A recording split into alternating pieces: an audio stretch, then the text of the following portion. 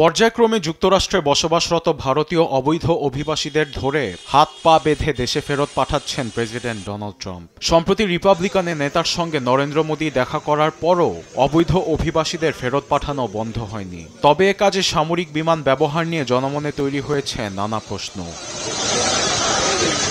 ইতিহাসে দেখা যায় অবৈধ অভিবাসী ফেরতে যুক্তরাষ্ট্রে আগে ব্যবহার করা হতো কমার্শিয়াল চার্টার ফ্লাইট, কিন্তু ট্রাম্পের কঠোর নীতির কারণেই ব্যবহার হচ্ছে সামরিক প্লেন C-17 ও C-130, যা সাধারণত রণক্ষেত্রে ও দুর্যোগপ্রবণ এলাকায় ত্রাণ বিতরণে বিশেষ ভূমিকা রাখে। তবে অভিবাসীদের দ্রুত পাঠানোর পাশাপাশি কমার্শিয়াল ফ্লাইটের ভোগান্তি এড়াতে ব্যবহার হচ্ছে সামরিক বিমান।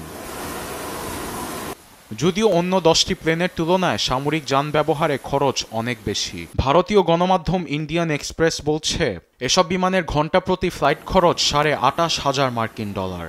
জানুয়ারির শেষে পাঠানো প্রত্যেক অবৈধ অভিবাসীর বিপরীতে গুনতে হয়েছে প্রায় $5,000, যা ফার্স্ট ক্লাস বিমান টিকিট থেকে 5 গুণ বেশি। সাধারণ মার্কিনীদের করের অর্থ থেকে এসব খরচ বহন করছেন ট্রাম্প। নাম প্রকাশ না করার শর্তে এক প্রতিরক্ষা কর্মচারী জানান, ট্রাম্প অর্থের কথা চিন্তা না করে এসব পদক্ষেপ নিচ্ছেন, যা নেতিবাচক প্রভাব ফেলছে মার্কিন অর্থনীতিতে।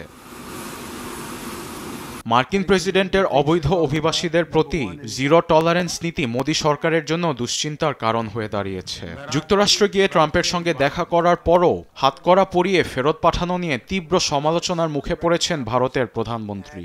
দীর্ঘদিন ধরে মোদী দাবি করে আসছেন ট্রাম্প তার ঘনিষ্ঠ বন্ধু, তবে এবার রিপাবলিকান নেতার উপর কাজ করেনি Modi magic. Arbid Afsar, news desk, Desh TV. द्विपक्षीय व्यापार